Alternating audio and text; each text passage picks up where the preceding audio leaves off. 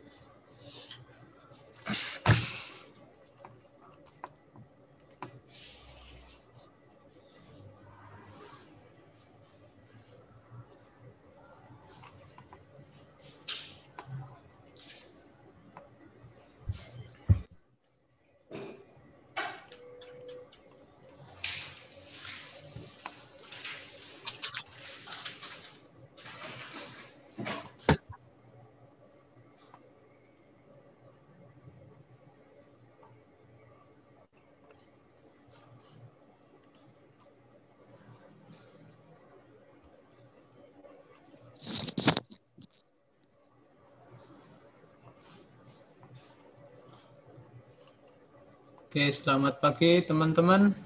Suara saya bisa didengar dengan jelas?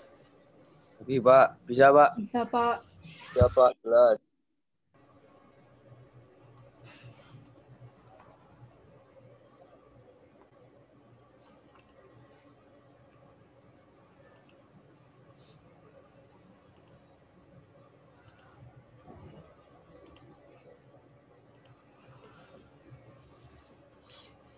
Halo.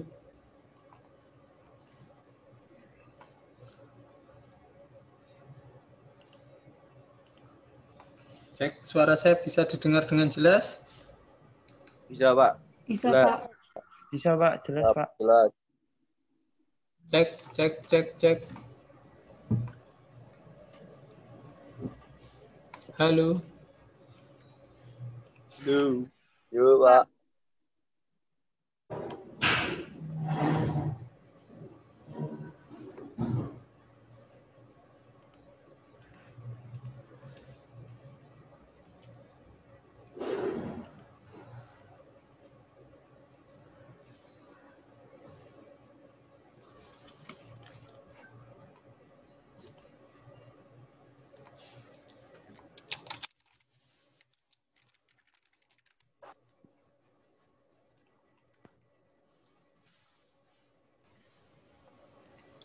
Oke, bisa kita mulai perkuliahannya? Bisa, Pak. Bisa, Pak.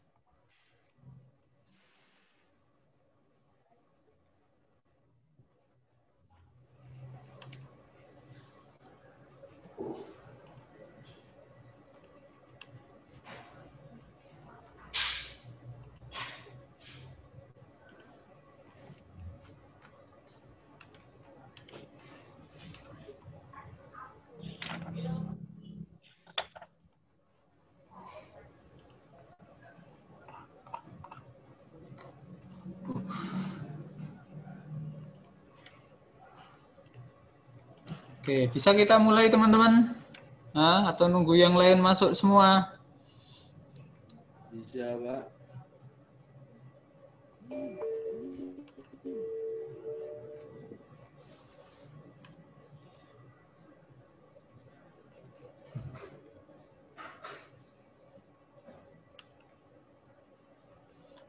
Halo. Lagi pada masuk, Pak.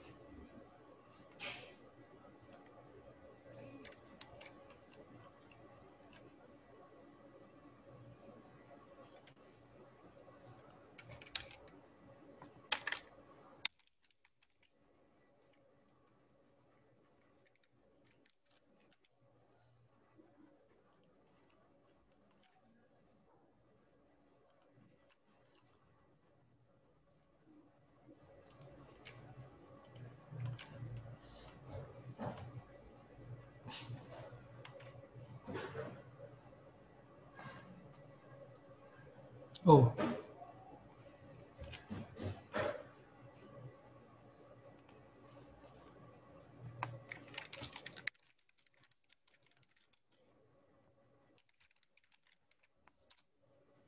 Halo, halo. Halo. Halo.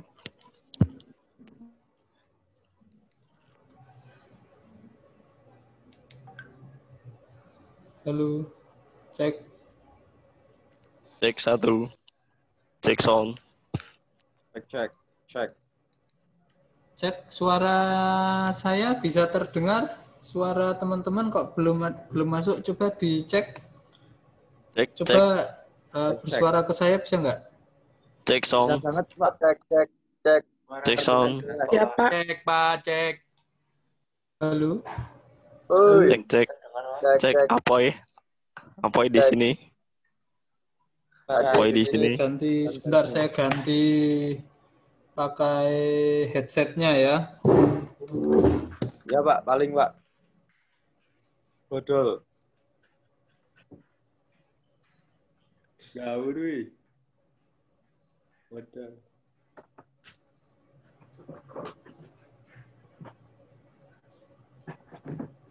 Nadia belum mandi. Boy, yang mau ngecat aku, Boy. Menengok.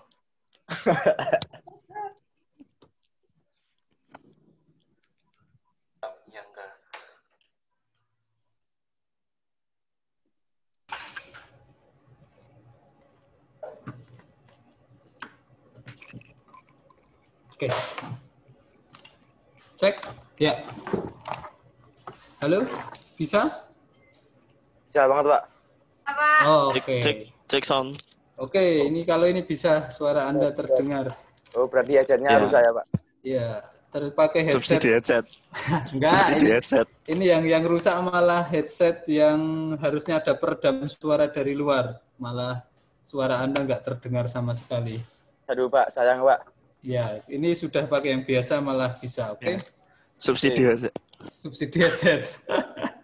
Oke, kita mulai? Boleh kita mulai? Boleh. Pak. Oke, bismillahirrahmanirrahim. Assalamualaikum warahmatullahi wabarakatuh. Waalaikumsalam warahmatullahi wabarakatuh. Oke, alhamdulillahirrabbilalamin wa bihi nasta'inu ala umuri dunya waddin. Wassalatu wassalamu ala asyrafil anbiya'i wal mursalin sayyidina wa habibina Muhammadin wa ala alihi wa sahbihi ajma'in. Asyhadu an la ilaha illallah wahdahu la syarikalah wa asyhadu anna sayyidana Muhammadan abduhu wa rasuluh. la nabiyya ba'dah. Rabbi shrah li sadri wa yassir li amri wahlul 'uqdatam min lisani yafqahu qawli amma ba'd. Oke, teman-teman yang saya cintai dan saya banggakan, alhamdulillah pagi ini kita bisa bertemu kembali dalam mata kuliah pengantar pendidikan agama Islam tanpa ada halangan suatu apa, meskipun ya di Magelang sekarang juga zona merah, ya, bahkan perkuliahan di kampus saya juga semua dilakukan secara daring, meskipun kemarin sebenarnya ketika awal kita membolehkan luring hanya 25% dari total pertemuan. Tapi karena ada perkembangan yang luar biasa dari COVID itu, akhirnya kita semua wajib daring juga. Oke.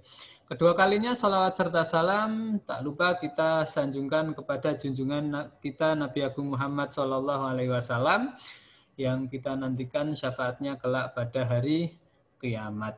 Oke. Yang selanjutnya kita sudah bertemu untuk yang ke-5 kali kalau nggak salah ya. Ini pertemuan yang ke-5 ya. Yang ke-5 atau keberapa? Seingat Anda? 5, Pak. Oke, 5 ya. Oke, ya.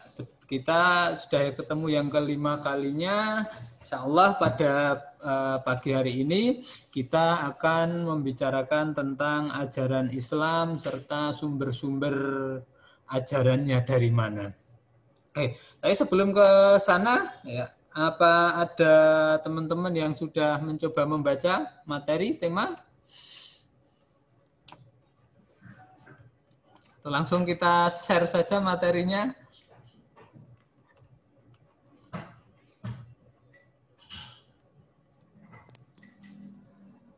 Hah? Langsung, Pak. Oke, kalau langsung kita share saja materinya, baiklah.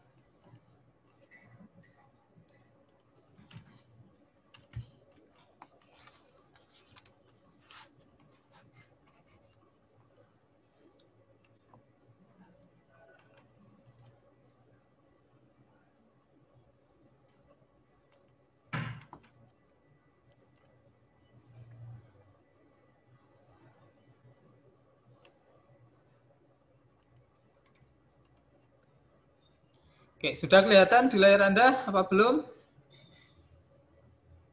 Sudah, Pak. Oke, nah kita akan membicarakan kerangka dasar ajaran Islam dan sekaligus sumber ajarannya. Oke, ya.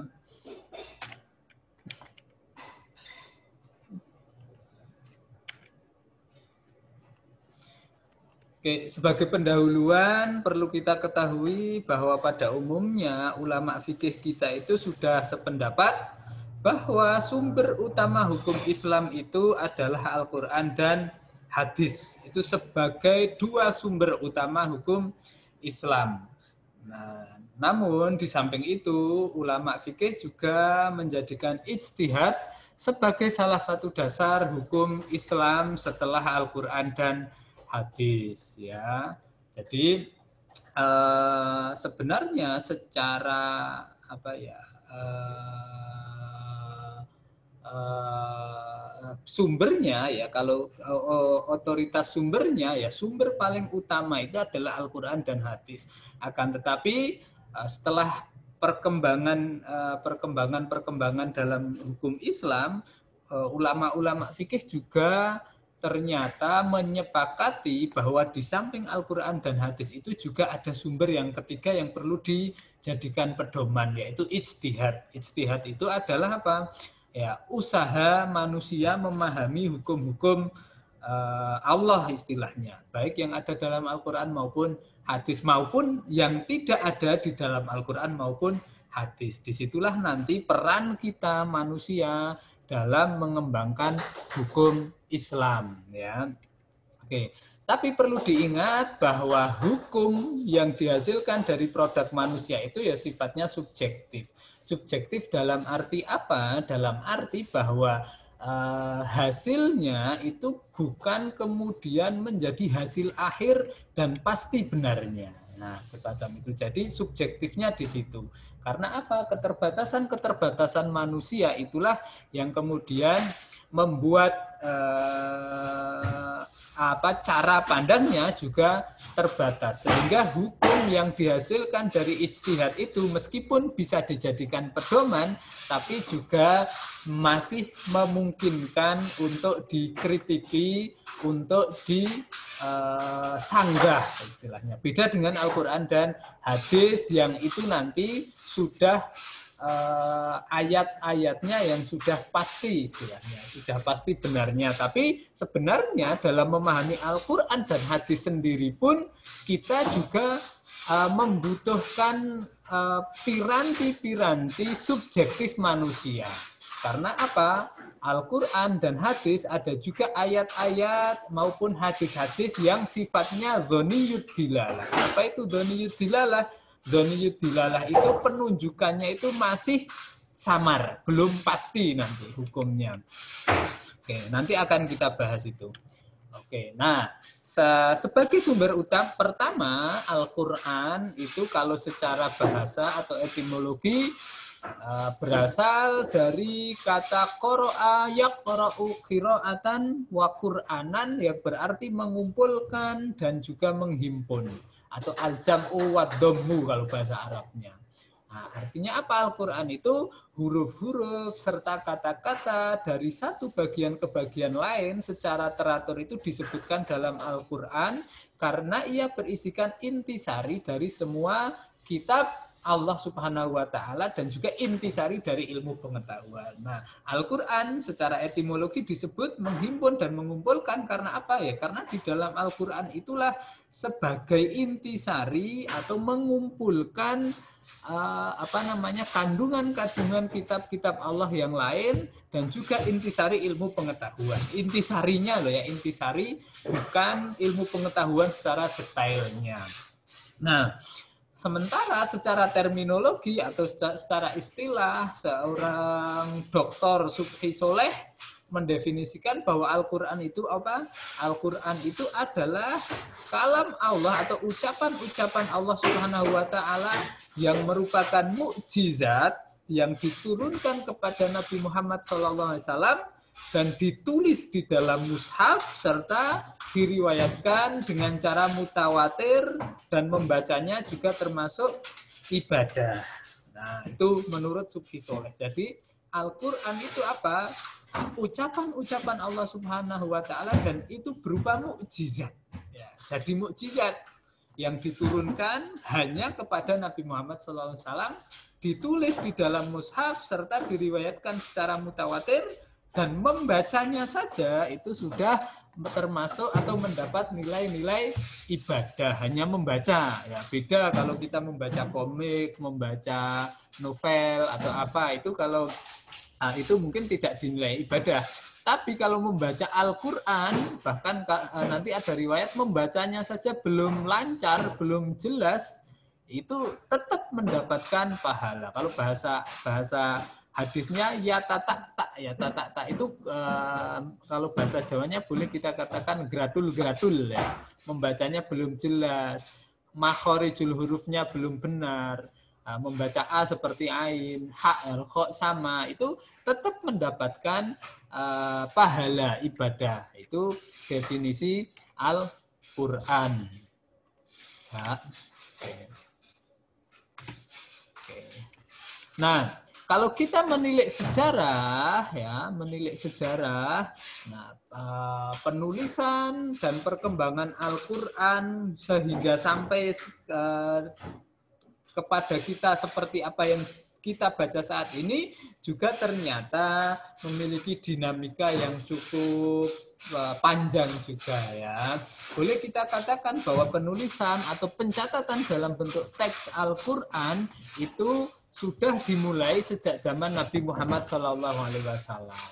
Kemudian transformasinya menjadi teks yang dijumpai saat ini itu selesai dilakukan pada zaman Khalifah Utsman bin Affan. Nah, nanti semacam itu. Jadi Al-Quran yang ada pada kita sekarang, yang kita baca itu, nah itu merupakan transformasi dari Al-Quran sejak zaman Nabi yang kemudian diselesaikan oleh Utsman bin Affan. Tapi ingat, nanti kalau tulisan-tulisannya itu juga zamannya Utsman sangat berbeda dengan zaman sekarang. Kalau sekarang kita sudah mudah. Tulisannya ada harokatnya, ya kan, ada titik-titiknya. Itu kalau dulu belum ada. Jadi untuk membedakan ha, kho, jim itu nggak ada titiknya. Dulu sebelum saat inilah, pada masa Utsman belum mengenal titik, bahkan belum mengenal harokat. Ya, masih berupa tulisan-tulisan ya zaman kuno. Nah, mungkin kalau di Mesir sana adalah tulisan-tulisan hieroglif, tapi di sini ya tulisan bahasa Arab tapi belum mengenal titik-titik maupun harokat AIU itu belum mengenal. Ya. Oke. Nah, sementara kalau kita lihat turunnya Al-Quran, nah Al-Quran yang ada pada kita itu sebenarnya juga tidak turun secara sekaligus. Sekali langsung diturunkan Tuhan dalam bentuk mushaf, enggak.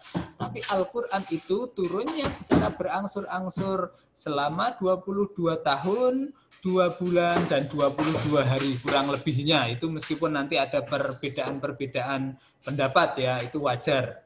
Nah, oleh para ulama atau ulama membagi masa turunnya Al-Quran ini ke dalam 2 periode yang disebut periode Makkah dan juga periode Madinah. Apa itu periode Makkah atau ayatul Makkiyah, ayat-ayat yang turun di Makkah itu kurang lebih berlangsung selama 12 tahun masa kenabian Rasulullah SAW, dan surat-surat yang turun pada waktu itu tergolong surat Makkiyah, atau boleh dikatakan biasanya surat-surat atau mungkin ayat-ayat Makkiyah itu apa? Ayat-ayat yang turun ketika Nabi masih berada di Makkah, boleh dikatakan semacam itu. Nah, sementara periode Madinah itu dimulai sejak peristiwa hijrahnya Nabi Shallallahu Alaihi Wasallam ke Madinah, sehingga ayat yang turun setelah itu, setelah Nabi hijrah, disebut ayat-ayat Madaniyah atau ya surat-surat Madaniyah. Ada yang surat, ada yang ayat semacam itu. Ya.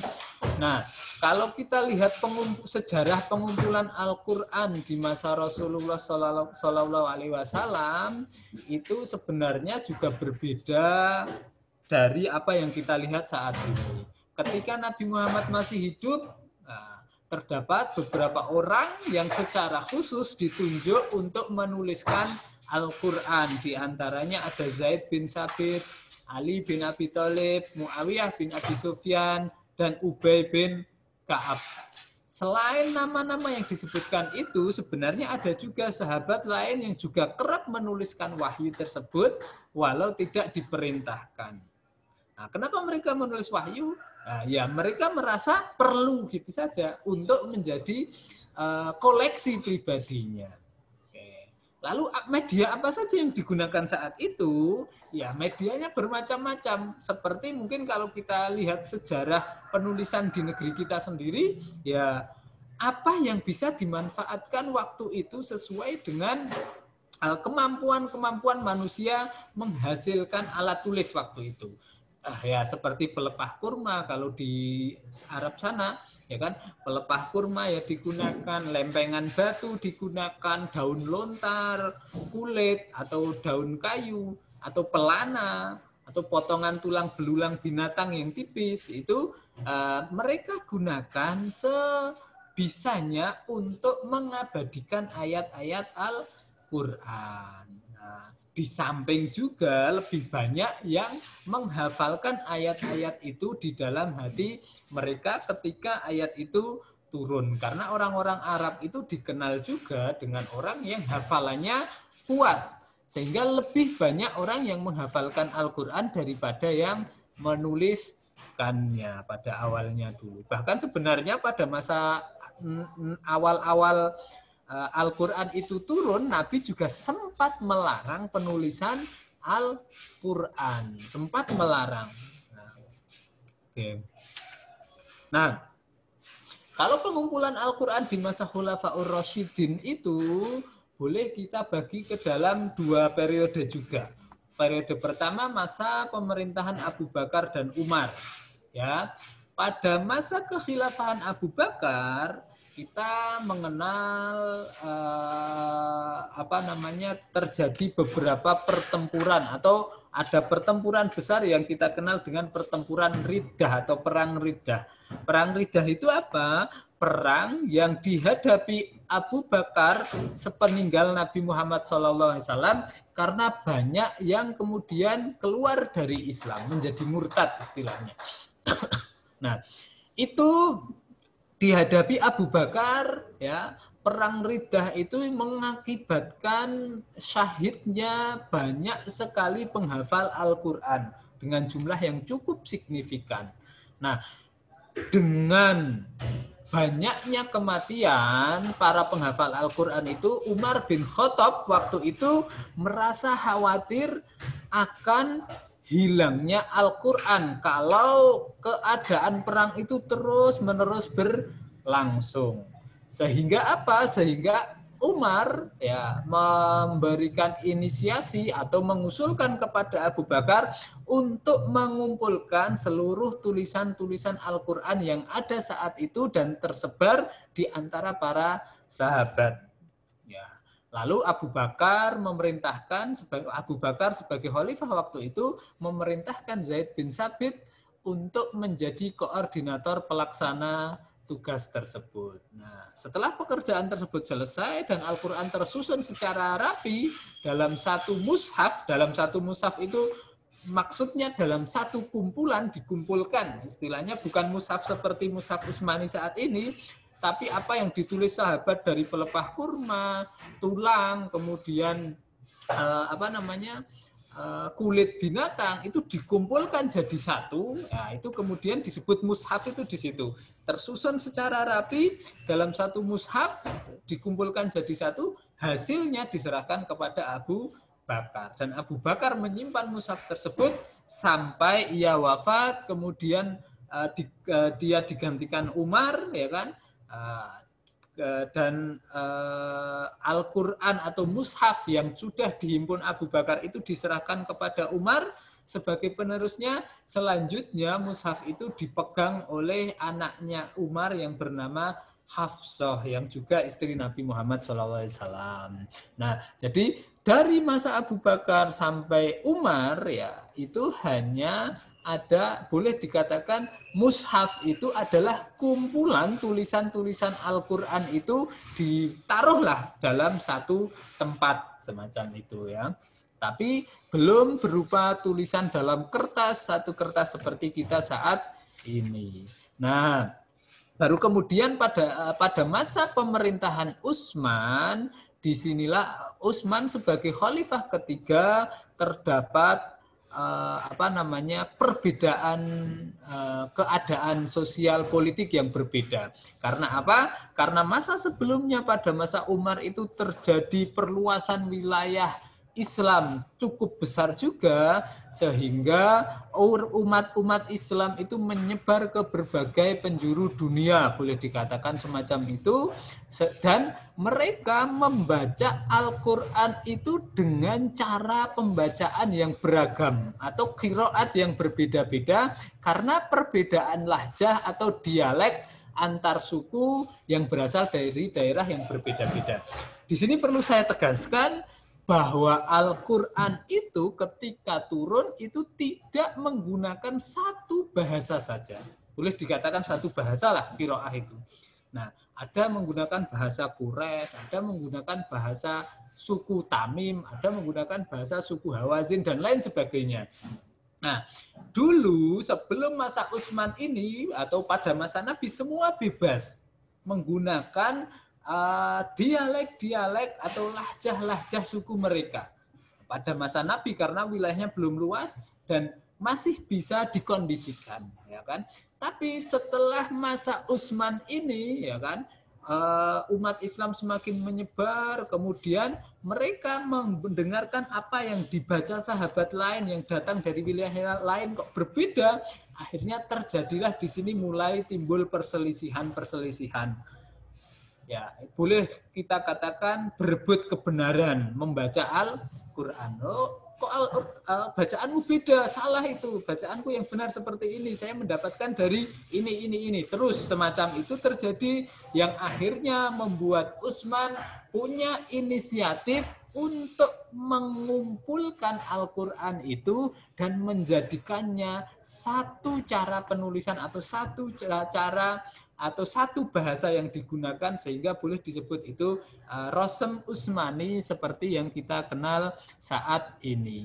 Lalu dikemanakan Al-Qur'an yang berbeda-beda itu? Ya, Al-Qur'an yang berbeda-beda yang sudah dikumpulkan pada masa Abu Bakar sampai Umar itu kemudian dimusnahkan dan yang ditinggal hanya satu, yaitu Rasm Utsmani.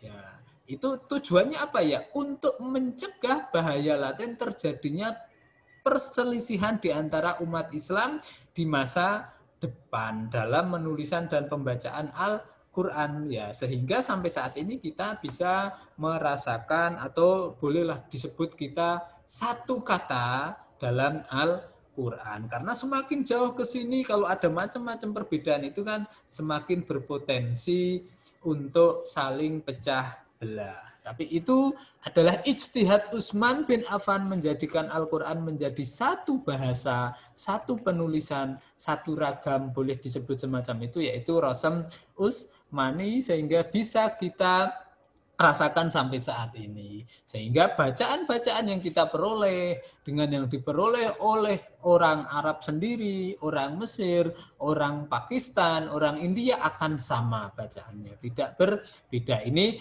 karena ijtihad Utsman bin Affan dalam menyatukan penulisan Al-Qur'an melalui Rasm Utsmani. Nah, setelah menjadi Rasm Utsmani, sebenarnya dalam membumikan ajarannya, di situ juga ada upaya-upaya penerjemahan dan penafsiran Al-Qur'an. Nanti dalam penafsiran Al-Qur'an banyak sekali kita temukan berbagai corak-corak penafsiran, berbagai pendekatan, dan berbagai metodologi, termasuk penerjemahan. Nah, penerjemahan ini nanti punya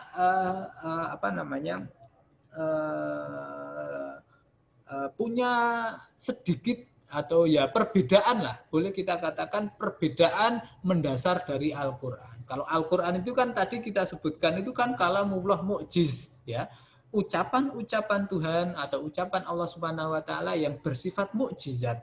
Tapi ketika sudah diterjemahkan ya, terjemahannya ini sudah tidak lagi mukjizat. Karena apa? Terjemahan ini hanya upaya untuk memahami Al-Qur'an sebagai mukjizat tadi. Jadi terjemahan itu bukan Al-Qur'an itu sendiri. Hanya upaya untuk lebih memahami. Karena apa? Karena Al-Qur'an dengan bahasa Arab ya itu juga perlu kita sosialisasikan kepada para penduduk bumi lah, penduduk di muka bumi ini. Sehingga bagaimana cara memahami orang yang katakanlah belum masuk Islam, ya belum Islam, yaitu dengan ya diterjemahkan ke dalam beberapa bahasa-bahasa penuturnya, bahasa-bahasa orang yang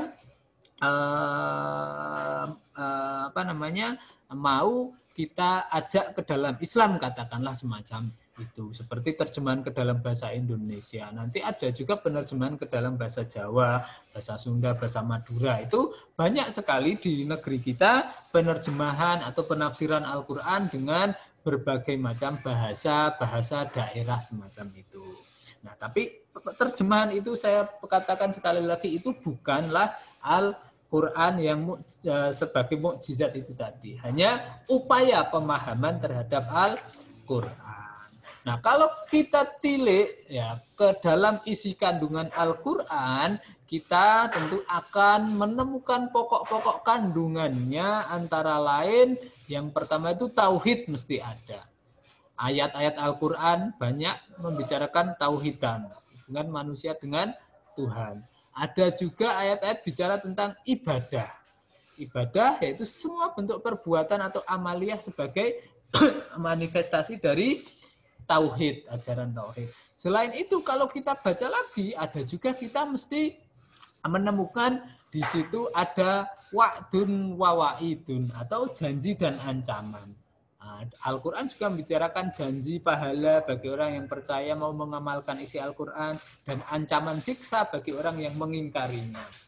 Nah, ada juga mungkin kita katakan kisah umat-umat terdahulu atau mungkin sejarah baik para nabi, rasul maupun orang-orang saleh atau mungkin orang-orang yang mengingkari kebenaran Al-Quran ya, agar dapat dijadikan pembelajaran bagi umat setelahnya. Itu pokok-pokok kandungan Al-Quran itu ada itu. Jadi Al-Quran tidak semuanya bicara masalah ibadah. Ada tauhid, ada ibadah, ada wa'dun wa wa'id itu boleh dikatakan sebagai apa ya?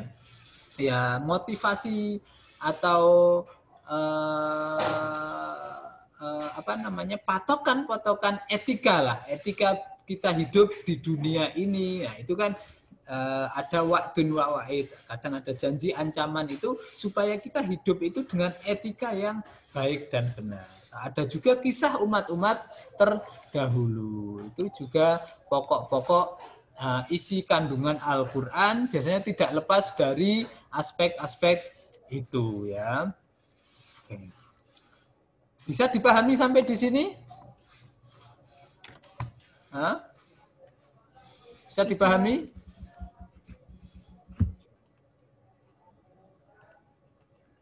Bisa ya? Kita lanjut dulu apa ada yang mau didiskusikan? Belum, Pak. Belum. Oke. Belum ya? Tapi bisa dimengerti ya? Terlalu cepat enggak? Insya Allah, Pak. Insya Allah. Oh, bisa, Pak. Oke.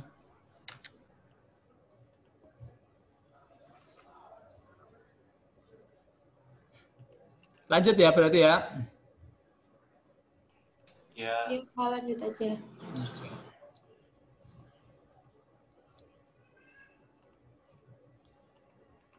Oke. Kita lanjutkan.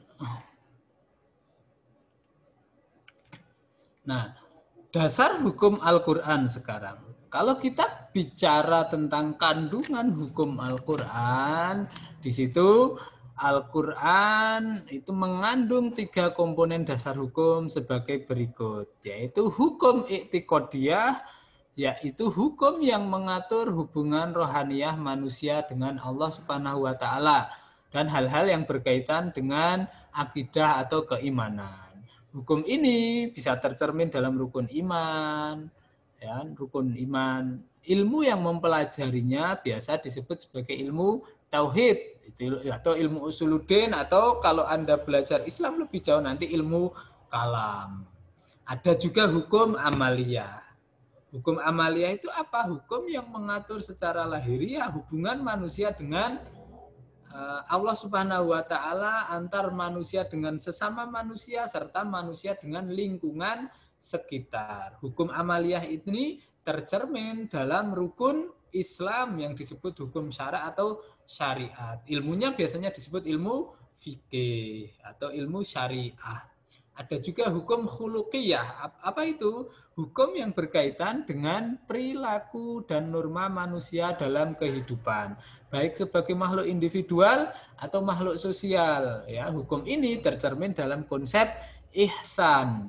Adapun ilmu yang mempelajarinya disebut dengan ilmu akhlak atau biasa disebut kalau dalam Islam ilmu tasawuf. Ya, itu ya. Jadi komponen dasar hukum Islam itu ada 2. Hukum i'tiqadiyah menyangkut hubungan spiritualitas rohaniyah. Kemudian hukum amaliyah itu hukum mengatur hubungan lahiriah atau amaliyah manusia, tindakan manusia, sama hukum khuluqiyah yang berkaitan dengan perilaku dan norma manusia dalam kehidupan. Itu biasanya tercermin dalam, makanya ilmunya biasanya ilmu tauhid, ilmu fikih sama ilmu tasawuf. Ini kalau dalam Islam biasanya. Makanya kalau ahli sunnah itu tauhidnya ikut Abu Hasan al-Asy'ari dan Abu Mansur al-Maturidi atau ahli sunnah, kemudian fikihnya itu fikih 4 mazhab, kemudian tasawufnya biasanya ikut tasawuf Junaid al-Baghdadi sama Abu Hamid al-Ghazali dalam tasawuf atau akhlaknya biasanya mengikuti itu. Nah, kalau itu hukum dasar hukum Al-Quran. Kalau kita bicara tentang hukum syarak sendiri atau hukum syariat atau dalam ilmu fikih, itu biasanya juga dibagi menjadi 2. Yaitu hukum ibadah yang menyangkut hubungan manusia dengan Allah seperti sholat, puasa, zakat, haji, kurban. Itu semua adalah hukum-hukum terkait dengan ibadah. Ya, makanya sholat, puasa, zakat, haji, kurban itu enggak ada sangkut pautnya istilahnya dengan manusia lain, tapi itu kita dengan Tuhan, hubungan kita dengan Tuhan ya. Enggak ada manusia sholat untuk orang lain, istilahnya semacam itu enggak. Tapi memang itu adalah hukum-hukum yang ditetapkan Tuhan untuk mengatur manusia, hubungan istilahnya mengatur atau mendekatkan manusia dengan Allah Subhanahu wa Ta'ala. Nah, beda kalau hukum muamalah, nah ini adalah hukum yang mengatur manusia dengan sesama manusia dan alam sekitarnya.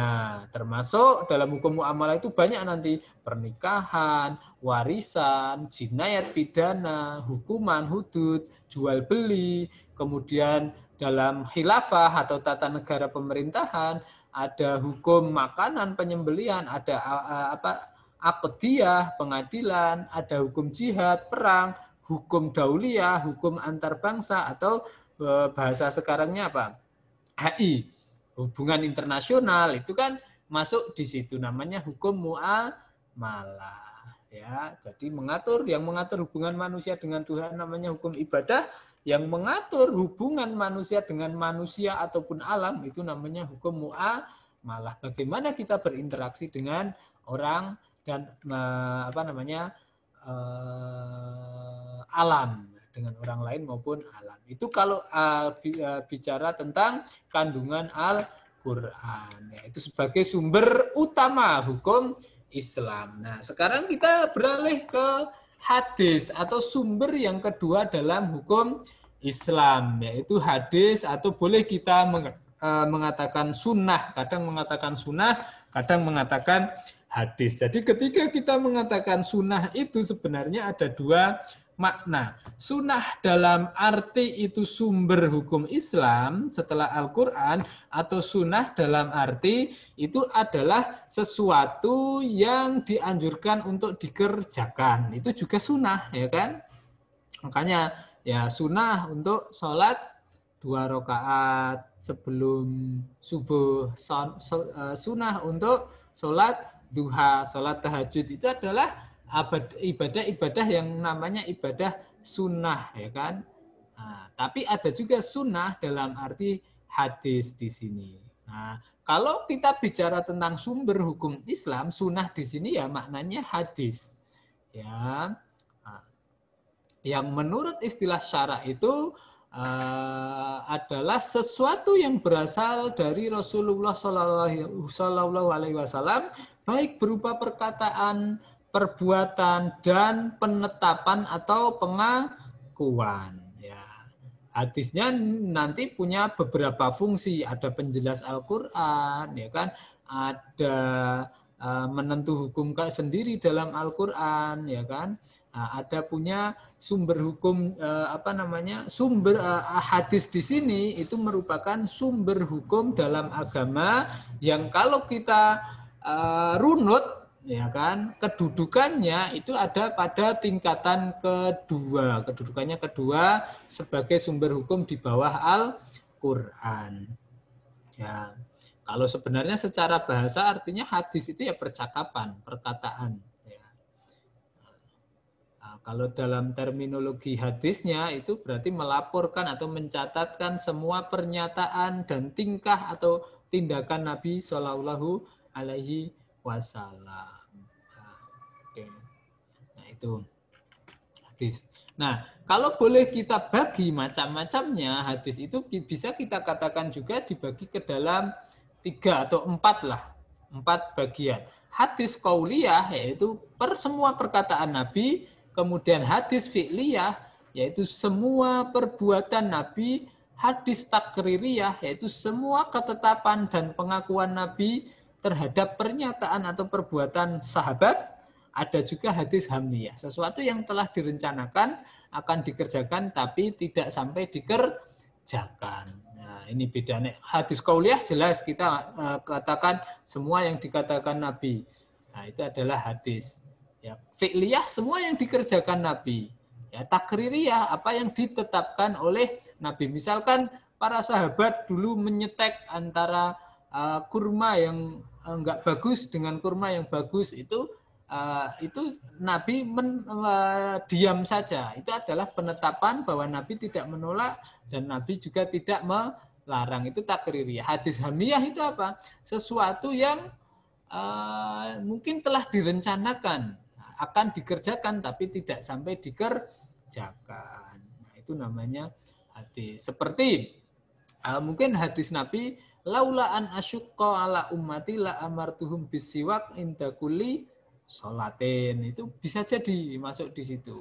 Seandainya tidak memberatkan umatku, ya, setiap sholat itu akan aku perintahkan untuk bersiwak, kalau bahasa dulu, gosok gigi. Ya. Makanya kalau di pesantren-pesantren itu biasanya para santrinya menggunakan kayu siwak itu untuk membersihkan giginya sebelum sholat itu karena melaksanakan hadis semacam itu bukan takririyah, ya itu masuk juga qauliyah, tapi sebenarnya masih di hamiyah, sesuatu yang direncanakan tapi sebenarnya tidak dikerjakan, istilahnya belum atau tidak sampai dikerjakan. Oke. Itu ya. Oke. Nah, kalau kita tengok sejarahnya, sebenarnya pada masa Nabi itu hadis juga belum ditulis dan masih berada juga dalam benak atau hafalan para sahabat. Kenapa belum ditulis? Karena para sahabat belum merasa butuh, belum merasa ada urgensi melakukan penulisan itu. Karena Nabi masih mudah dihubungi, masih mudah dimintai keterangan tentang segala sesuatu terkait ajaran-ajaran Islam. Sehingga ada problem, ya Nabi langsung ditanyakan ke Nabi, selesai. Ya, itu alasan kenapa mungkin pada zaman Nabi dulu atau awal-awalnya itu tidak ada penulisan-penulisan hadis. Nah, meskipun lebih banyak pada ingatan para sahabat, namun ada juga sahabat yang menuliskannya. Menuliskannya untuk apa ya? Untuk catatan pribadi semata, bukan untuk kepentingan umum. Di antara yang dulu sering menulis hadis itu adalah Abdullah bin Umar bin As, ya ada Ali bin Abi Thalib dan lain sebagainya. Sebenarnya masih banyak lagi para sahabat yang menulis hadis untuk dirinya sendiri, ya sebagai apa ya namanya ya, ya untuk kalau bahasa diari lah bahasanya sekarang mungkin ya. Oke, itu. Nah, itu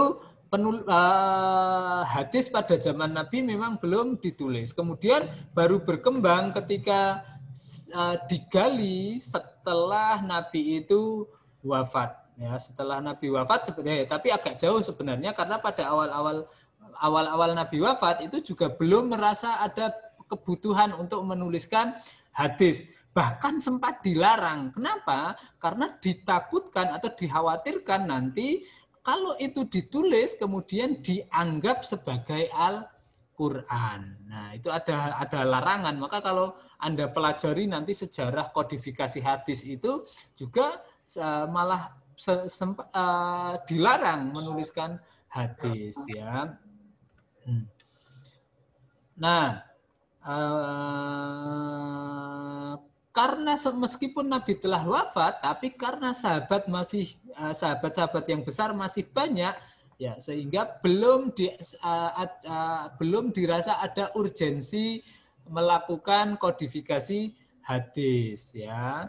Nah, karena apa? Karena bolehlah kita merujuk kepada sahabat-sahabat itu karena mereka masih dekat dengan Nabi dan bertemu Nabi sehingga lebih tahu problem-problem keagamaan yang mereka hadapi itu karena mereka tahu bagaimana Nabi menghadapinya ketika Nabi masih hidup. Nah, namun nanti sejak kekhalifahan Umar bin Khattab, ya, wilayah dakwah Islam yang mulai meluas hingga ke wilayah Jazirah Arab, maka Jazirah Arab itu bukan hanya Saudi Arabia loh ya. Jazirah Arab itu jauh mulai dari Afrika, Mesir, Sudan, kemudian Maroko, nah, kemudian sampai ke Arab Saudi, Saudi Arabia, Uni Emirat, Qatar, sampai Irak, Iran, itu masuk Jazirah Arab ya. Maka mulailah timbul masalah-masalah baru, khususnya di daerah-daerah baru itu, sehingga makin banyak jumlah dan masalah yang memerlukan pemecahan. Nah, karena sahabat tinggalnya juga sebenarnya juga sudah mulai menyebar dan jumlahnya mulai berkurang. Nah, namun kebutuhan untuk memecahkan berbagai masalah baru tersebut terus mendorong para sahabat untuk saling bertemu dan bertukar hadis. Mereka yang ada di Syam pergi mencari hadis di Madinah. Yang ada di Madinah nanti mendengar ada hadis di Bukhara, mencari di Bukhara dan seterusnya, ya, semacam itu. Oke. Nah, itu mana lanjutannya? Nah, setelah masa penggalian semacam itu pada masa Umar mulai meluas wilayahnya, ulama-ulamanya juga mulai tersebar, tapi mereka butuh akan apa yang pernah diucapkan Nabi, sehingga mereka juga ulama-ulama pada masa-masa itu mencari hadis, satu hadis untuk mendengar langsung. Satu hadis itu rela menyeberangi berbagai wilayah. Mungkin dari Syam ke Bukhara, mungkin dari Madinah ke Makkah, atau sebaliknya semacam itu. Atau dari Mesir ke Madinah, Mesir ke Syam, itu hal yang biasa dilakukan ulama-ulama kita waktu itu. Ya. Nah, kemudian sejak kapan mulai dihimpun atau mungkin dikodifikasi, yaitu boleh dikatakan pada awalnya ketika terjadi musibah besar pada awal kekhalifahan Ali bin Abi Thalib. Di situ sebagian umat Islam, ya, itu sudah mulai boleh katakan saling bermusuhan, ya kan? Yang permusuhan itu akhirnya menimbulkan korban baik jiwa maupun harta yang tidak sedikit. Nah, pihak-pihak yang saling bermusuhan itu semula hanya memperebutkan kedudukan kekhalifahan semata, tapi kemudian lama-kelamaan bergeser pada bidang syariat dan akidah dengan membuat hadis-hadis palsu, ya kan? Yang jumlahnya juga tidak tanggung-tanggung untuk apa? Untuk mengesahkan atau membenarkan dan menguatkan perjuangan mereka yang saling bermusuhan itu. Untuk bahasa sekarangnya, untuk melegitimasi apa yang mereka yakini sebagai kebenaran. Untuk melegitimasi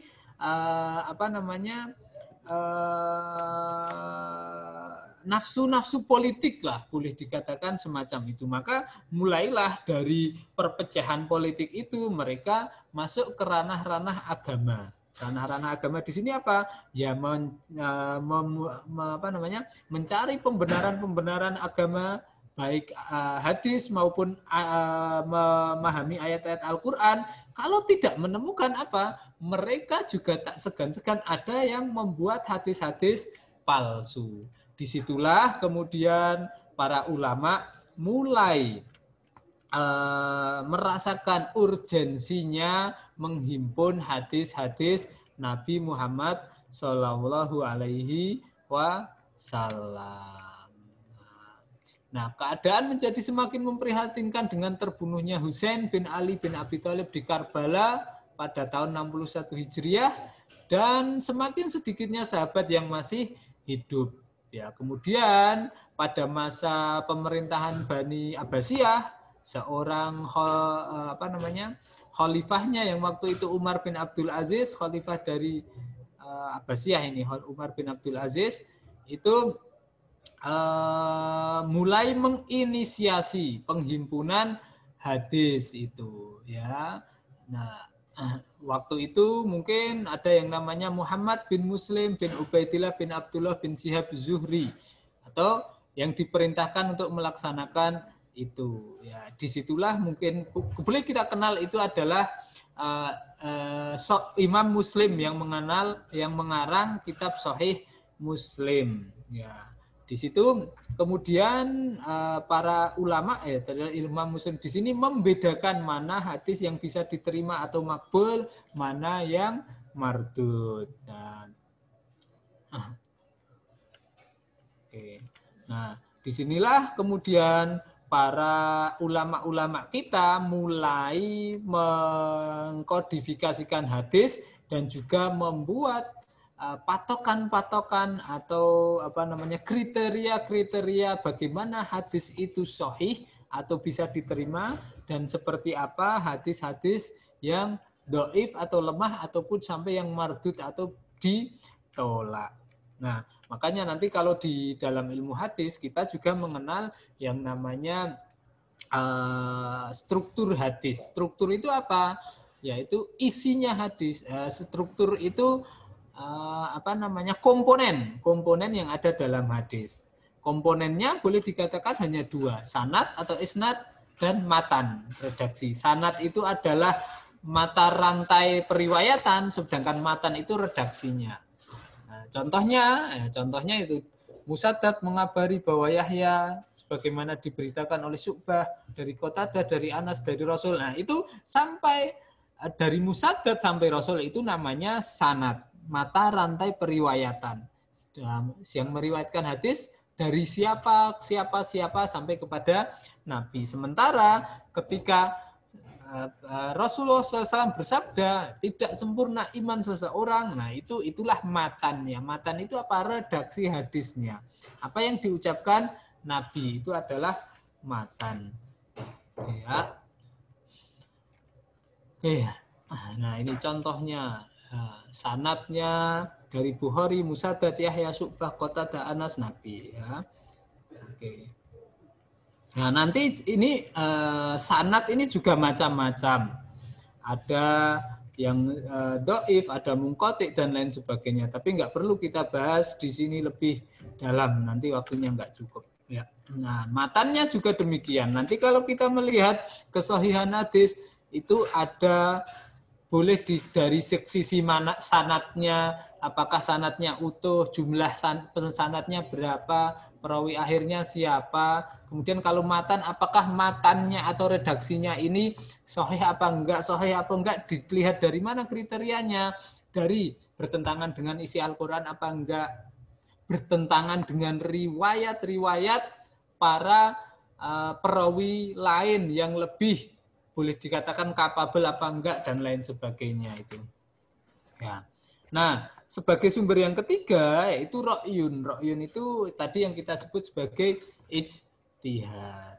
Nah, sebagai ijtihad. Kenapa perlu ra'yun di sini atau ijtihad? Karena tadi sudah saya singgung secara garis besar ayat-ayat Al-Qur'an itu dan mau hadis juga sebenarnya boleh dibagi ke dalam dua kriteria, yaitu ayat yang muhkamat dan ayat yang mutasyabihat. Kalau ayat muhkamat itu apa? Ayat yang sudah jelas maksud dan hukumnya. Kalau mutasyabihat ya masih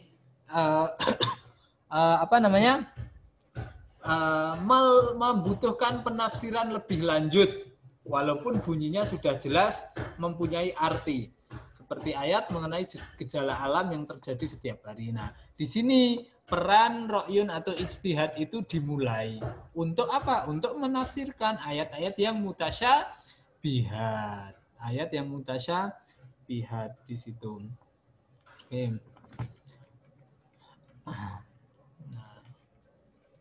Nah, sementara kalau kita lihat kata ijtihad itu sendiri, maksudnya apa ya? Mencurahkan pikiran atau bekerja semaksimal mungkin untuk memecahkan sesuatu. Mencurahkan segala kemampuan berpikir untuk mengeluarkan hukum syarak dari dalil-dalil syar'inya, yaitu Al-Quran dan hadis. Seperti misalkan zakat kalau di kita kan zakat padi. Itu kan dalam Al-Qur'an nggak ada penyebutan zakat padi, ya kan? Yang ada adalah gandum sekian, nah semacam itu. Nah, kemudian kalau padi bagaimana? Nah, itu kita ijtihad di situ. Ya, bagaimana mengeluarkan zakat berdasarkan dalil-dalil syarak yang ada.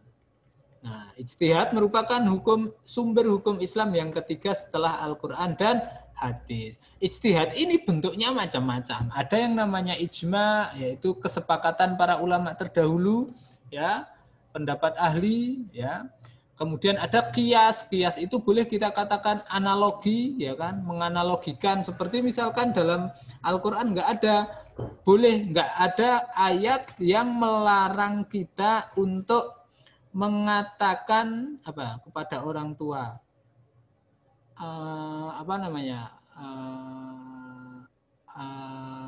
memarahi atau memukul orang tua. Yang ada adalah nggak boleh mengatakan uf itu ya, boleh katakan seperti itu.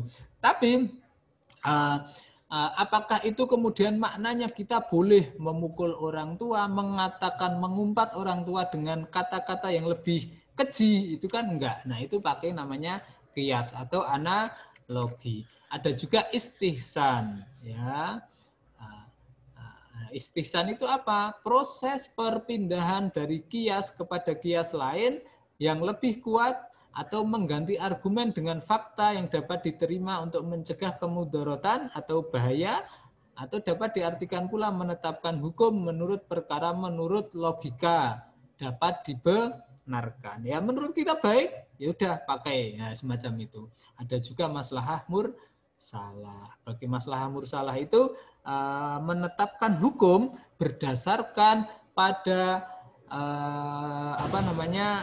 kemaslahatan umum, kesejahteraan umum. Ada juga syadud dari'ah atau menutup jalan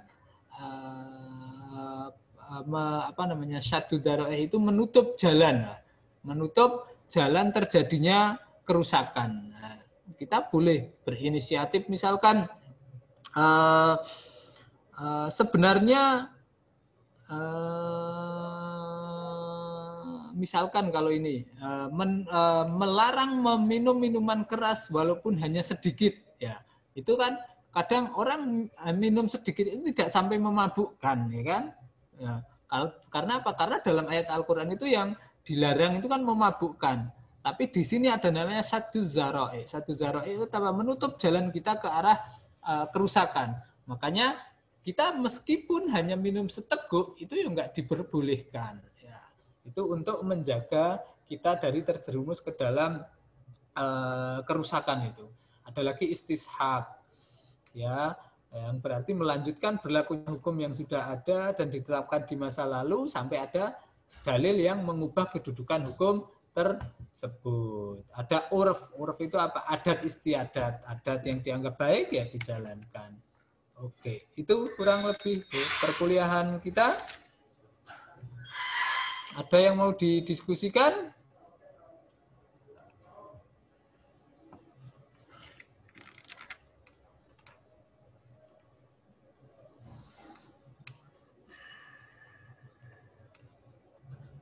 Ada yang mau didiskusikan? Pak, izin bertanya, Pak. Ya.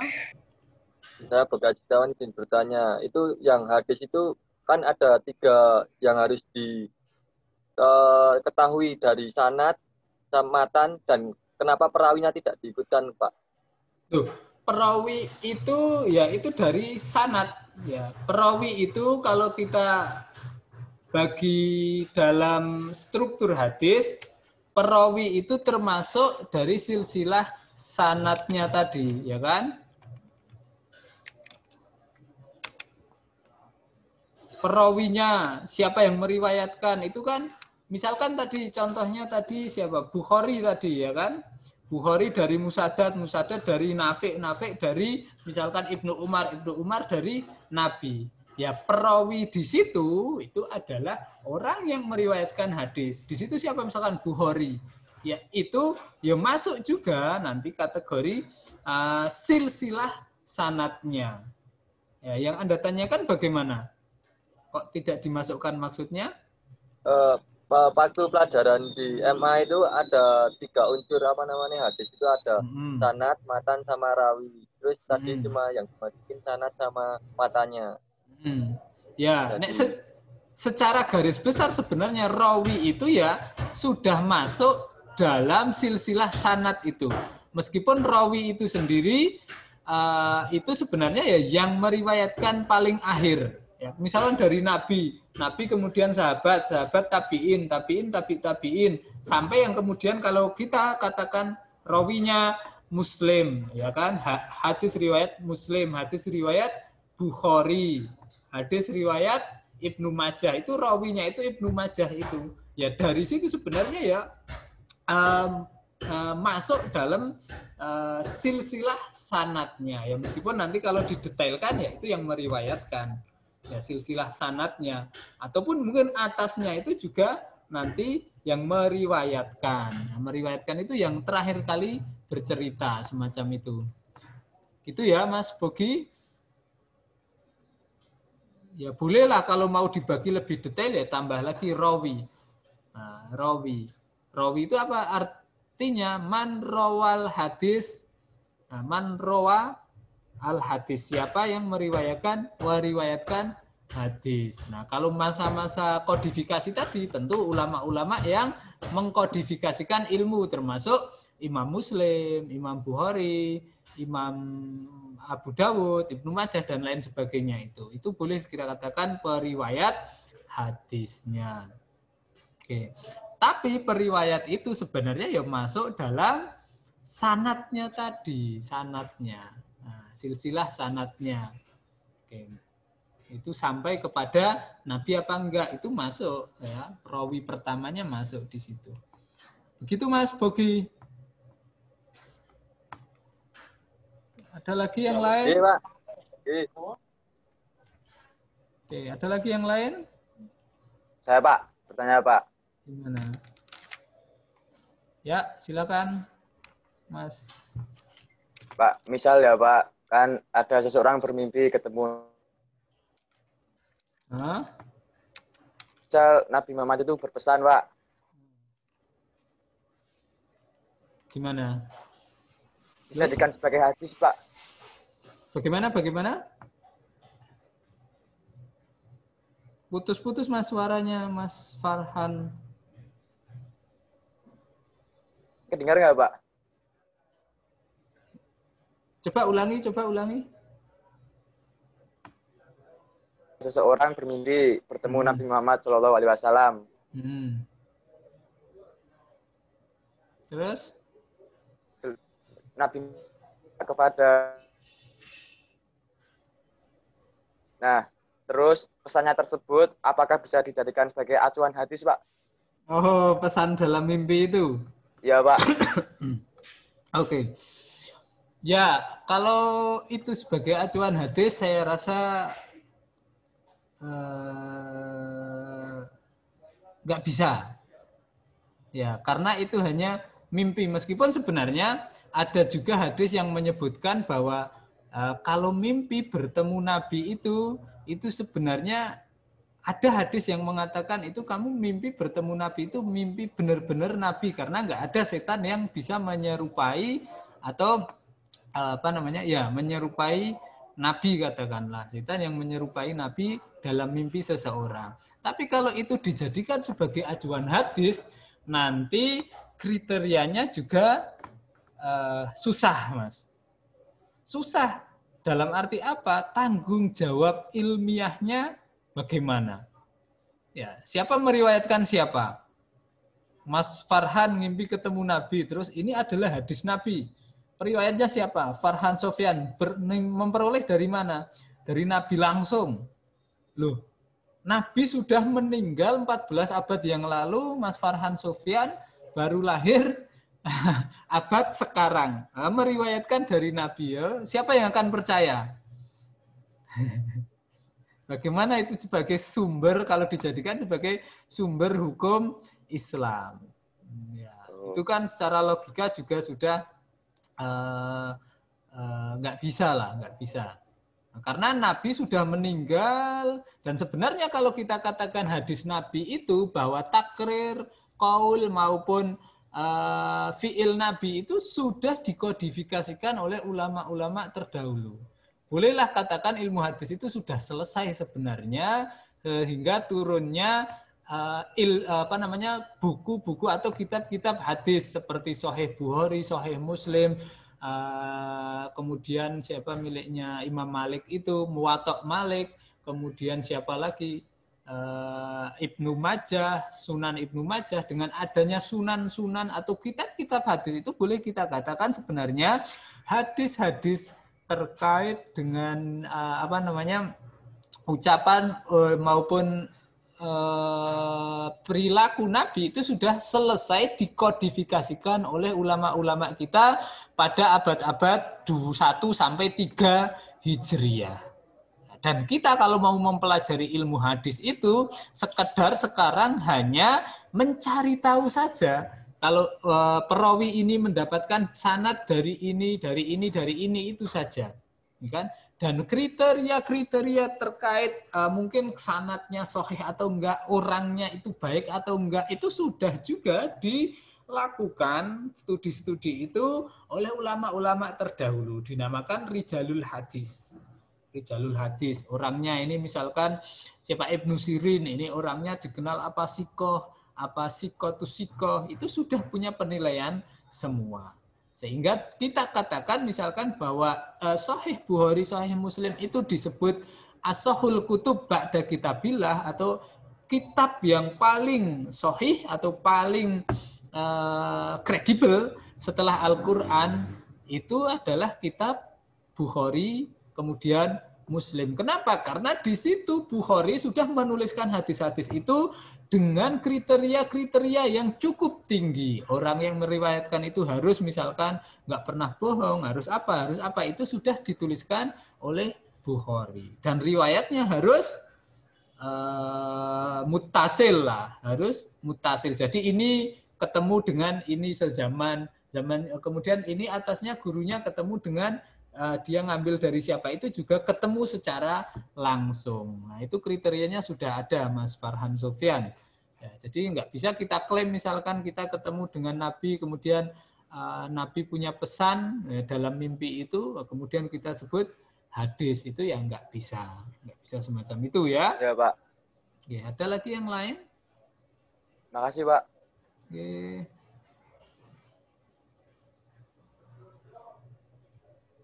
Ada lagi yang lain? Ya. Bagaimana kalau mencari suatu ketetapan dari tasawuf atau tarekat, Pak Rifat, Pak? Biasanya kan ada orang yang tinggi sufinya sampai bisa mencapai titik di mana tak langsung berhubungan dengan yang menciptakan. Terus mencari apanya? Seumpama kan ada sebuah peribahasa jika kalam Allah itu diibaratkan langit sebagai kertas dan lautan sebagai tinta dan hutan sebagai pena, itu tidak cukup buat menuliskan kalam Allah. Jadi yang di Al-Quran sama yang hadis itu pasti sedikit ilmu Allah yang ditetapkan, Pak. Syariat gitu. Tata tertibnya gitu, peribahasanya. Terus yang ditanyakan? Seumpama ada ulama besar atau guru besar gitu kan, ada memberi nasihat atau sebuah ilmu itu Pak, tapi di syariat sama di hadis nggak ada, itu bagaimana ya Pak? Oh iya, ya itu bukan peribahasa ya, yang kalau lautan dijadikan sebagai tinta Tuhan itu ayat Al-Quran dalam surat Al-Kahfi, 2 ayat terakhir ya. Qul law kanal bahru midadal li kalimati rabbi lanafidal bahru qabla an tanfada kalimatu rabbi walau ji'na bimithlihi madada. Itu kan ayat Al-Qur'an ya. Katakanlah kalau seandainya lautan itu dijadikan tinta untuk menulis kalimat-kalimat Tuhan, itu ya sudah akan habis sebelum kalimat-kalimat Tuhan itu selesai dituliskan. Nah, meskipun nanti didatangkan sejumlah air di lautan sebanyak itu lagi, itu nggak akan habis. Itu semacam itu. Ya memang ilmu-ilmu Tuhan itu sangat luas sekali dan tidak terbatas hanya dalam Al-Quran maupun hadis. Kembali lagi kita kepada pertemuan pertama bahwa Tuhan sebagai Rob, sebagai entitas yang menciptakan alam raya ini, ya, yang meliputi segala-galanya, itu berarti ilmunya luas sekali. Ya, termasuk sebenarnya ya ilmu apapun, perkembangan teknologi itu ya nggak mungkin keluar dari ilmu Tuhan. Tapi hanya saja dalam Al-Quran tidak dibicarakan secara detail. Semacam itulah katakanlah. Ya itu sah-sah saja mencari ilmu semacam itu. Ya, dari siapapun, Anda belajar dari profesor-profesor Anda di bidang ilmu komunikasi, ya itu juga bagian dari ilmu-ilmu Allah Subhanahu wa Ta'ala. Nah, sah-sah saja. Itu semua adalah ilmu Tuhan. Orang yang belajar di dunia ilmu komunikasi, di ilmu peternakan, ya itu juga sama. Belajar apa? Ayat-ayat kauniyahnya Tuhan. Bukan ayat-ayat kauliyah. Kalau kauliyah kan yang hanya terbatas dalam Al-Quran. Tapi ayat kauniyahnya Tuhan itu kan ya sampai kapan masih ada. Terhampar luas untuk kita belajar itu. Ya, dengan siapapun, ya, dengan apapun medianya, siapapun gurunya, itu sah-sah saja, monggo. Ya, karena itu juga bagian dari ilmu-ilmu Allah Subhanahu wa Ta'ala. Yang kalau dalam studi-studi teologi atau mungkin di dalam pemikiran Islam lah katakanlah, itu namanya ayat kauniyah. Ayat-ayat Tuhan yang terkait dengan alam raya semesta ini. Ya, itu memang banyak kan banyak yang belum terkuak. Seperti kita singgung dulu hukum-hukum sebab akibat, itu juga banyak juga yang belum kita ketahui, ya kan? Banyak yang belum kita ketahui, ya kan? Bagaimana katakanlah yang hal-hal yang kecil saja, corona yang sedang melanda, pandemi yang sedang melanda kita itu bagaimana kerjanya itu kan hanya sedikit juga mungkin yang tahu. Tapi bagaimana efektivitas kerjanya, nah itu kan ya juga membutuhkan spesifikasi keilmuan ke arah sana untuk mitigasi bencana virus. Oh, mungkin orang yang di bidang geografi atau geologi juga harus belajar mitigasi bencana alam. Bagaimana potensi tsunami itu nanti naik, bagaimana potensi gunung itu kapan akan mengeluarkan lahar. Itu juga harus dipelajari bagian dari ayat-ayat kauniyah Tuhan supaya kita sebagai manusia bisa apa? Bisa melakukan mitigasi sedini dan sebaik mungkin. Nah, semacam itu. Itu ya Mas Bogi ya. Ya, jadi ya sah-sah saja monggo. Oke, Pak. Ya. Oke, ada lagi yang lain? Oke, sama. Ada lagi yang lain?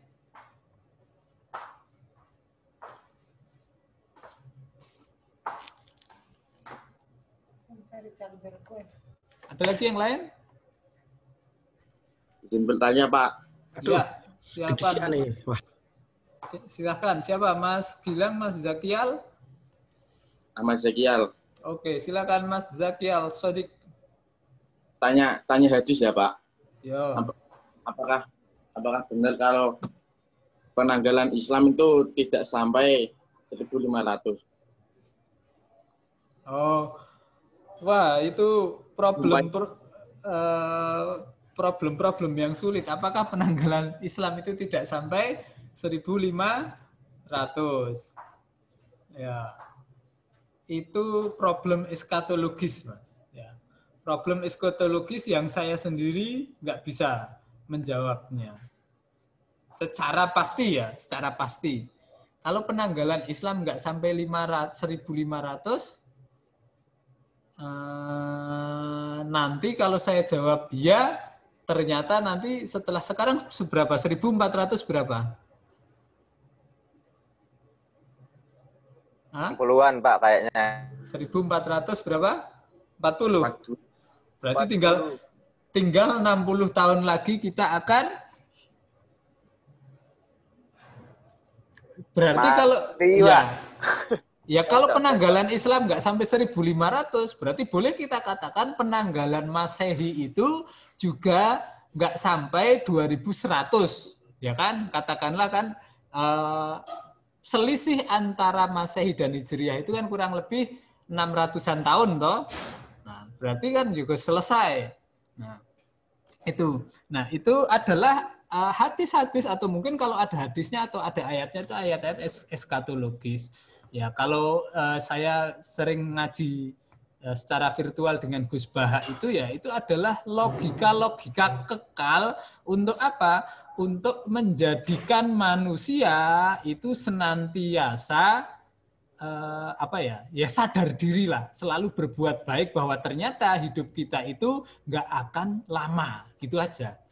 Jadi sejak zaman dulu, sejak zaman Nabi Adam, boleh katakan sejak zaman Nabi Muhammad, Al-Quran sudah mengatakan apa? Dhaharul fasadu fil ardi wal bahri bima kasabat aydin nas, ya kan? Kerusakan di muka bumi itu ada karena apa? Karena ya tangan-tangan manusia yang merusaknya.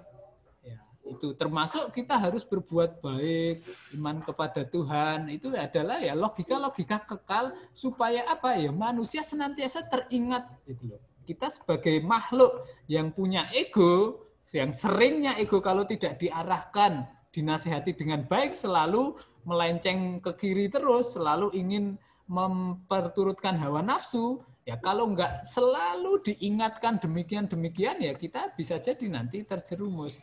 Makanya itulah logika kekal kebaikan itu, ya kita senantiasa ingat itu sebagai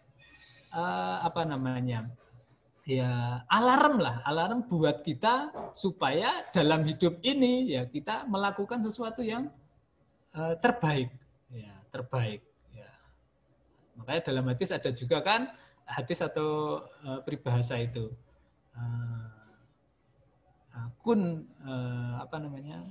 hiduplah di dunia ini seakan-akan berambillah bekal di dunia ini seakan-akan kamu akan hidup selama-lamanya, dan berbekallah untuk akhiratmu seakan-akan kamu akan mati esok pagi. Ya, itu juga logika-logika kekal. Karena apa? Karena kematian, nanti kiamat itu kan juga nggak ada yang tahu, ya kan, kapan. Nah, prediksi-prediksi yang sudah salah kan banyak sekali. Nanti tanggal 20 itu akan itu yang sudah dulu-dulu itu. Tanggal 19 itu akan kiamat. Ternyata kita masih melampaui itu. Nanti jangan-jangan 20 juga akan kiamat, tapi ternyata kita bisa mungkin melampaui itu.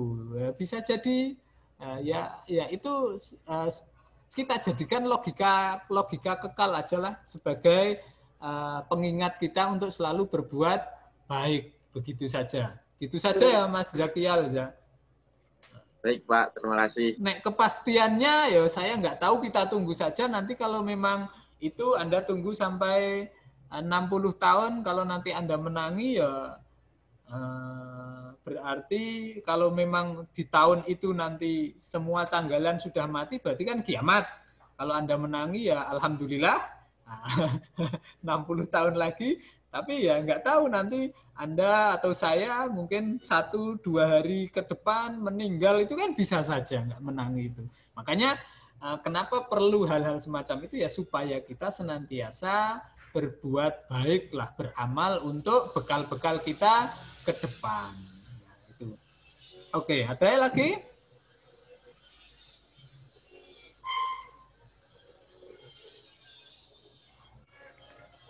Well,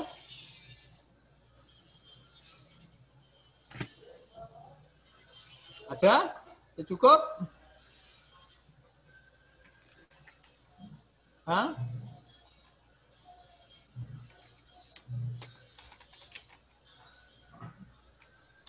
Ya, Pak. Siapa? Silakan. Kan ada hadis yang sahih dan ada hadis yang dhaif. Ya. Apakah kita boleh mengabaikan hadis-hadis yang dhaif tersebut, Pak? Iya, bagus pertanyaannya. Ya, ada hadis sahih, ada hadis dhaif. Ya. Lalu apakah kita boleh mengabaikan? Ya, para ulama itu juga punya kriteria sendiri-sendiri. Dhaif itu pun ternyata tidak satu kriteria saja. Dhaif itu bisa macam-macam. Dhaif karena maudhu tadi palsu, nah itu harus kita abaikan.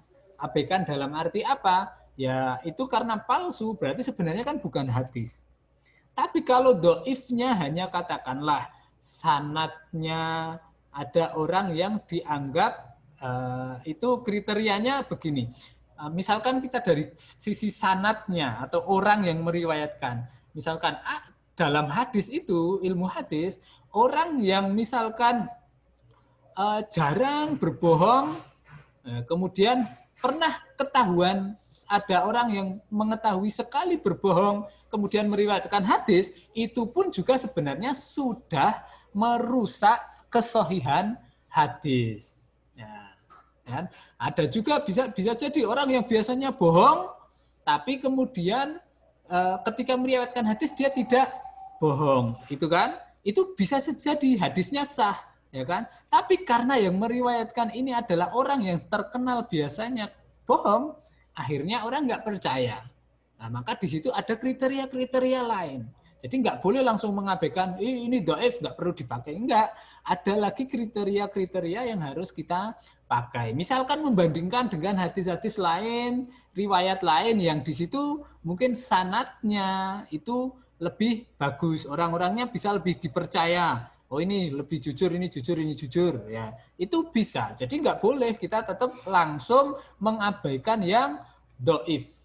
Nah, kalau mau mengabaikan yang dhaif ya, yang dhaifnya itu dhaif kelas berat. Seperti yang hadis maudhu tadi, itu abaikan saja kalau yang maudhu. Tapi kalau yang hanya kriteria dhaif, ya itu perlu kita pelajari lagi dhaifnya itu seperti apa. Kenapa? Jangan serta-merta kemudian langsung kita tolak hadis dhaif itu. Karena kalau kita tolak hanya sekadar kriteria satu katakanlah misalkan, yaitu kita juga akan menemukan banyak, boleh dikatakan kalau tadi saya mengatakan kitab Bukhari itu kan paling sahih setelah Al-Quran. Nah, tapi kalau Anda baca dengan jeli, banyak hadis-hadis Bukhari yang kemudian dia sanadnya itu diputus secara sengaja.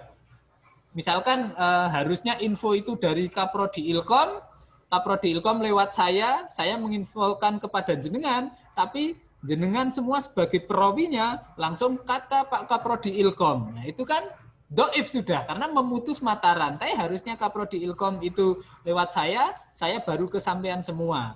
Tapi ternyata untuk menyingkat, Anda menyebutkan kata Kaprodi Ilkom besok libur. Nah, itu namanya juga ada dalam Sahih Bukhari, banyak ditemukan demikian.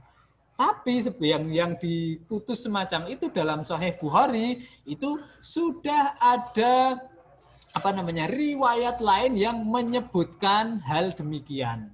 Hadis yang sama, riwayatnya lengkap, kemudian di bab lain hadisnya sama, hanya untuk meringkas itu Imam Bukhari kemudian hanya menyebutkan langsung dari Rasul semacam itu atau dari sahabat. Jadi yang nggak boleh langsung mengabaikan hadis dhaif, tetap harus dipelajari seperti apa dhaifnya. Bahkan kalau hadis-hadis dhaif terkait hubungannya dengan hukum, yaitu kan kalau itu menyangkut fadhailul a'mal atau mungkin amalan-amalan keutamaan amal, berbuat baik atau mungkin sedekah atau hal-hal yang amaliyah yang keutamaan untuk hal-hal mungkin mendekatkan diri kita kepada Tuhan, itu ulama berpendapat sah memakai hadis dhaif itu. Boleh. Malah boleh. Ya. Seperti itu ya, Mbak Namira. Bisa dimengerti? Pak, terima kasih. Oke. Ada yang lain?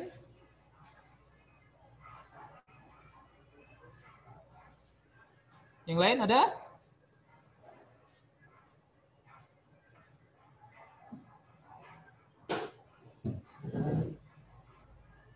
Nggak ada? Cukup? Oke. Kalau begitu kita cukup sampai di sini dulu ya. Insya Allah kita sambung lagi minggu depan. Semoga apa yang kita pelajari ini memberikan kemanfaatan kepada kita semua ya. Kurang lebihnya mohon maaf. Billahi taufik wal hidayah. Wassalamualaikum warahmatullahi wabarakatuh. Waalaikumsalam warahmatullahi wabarakatuh. Terima kasih, Pak. Terima kasih, Pak. Terima kasih ya Pak. Ya, sama-sama.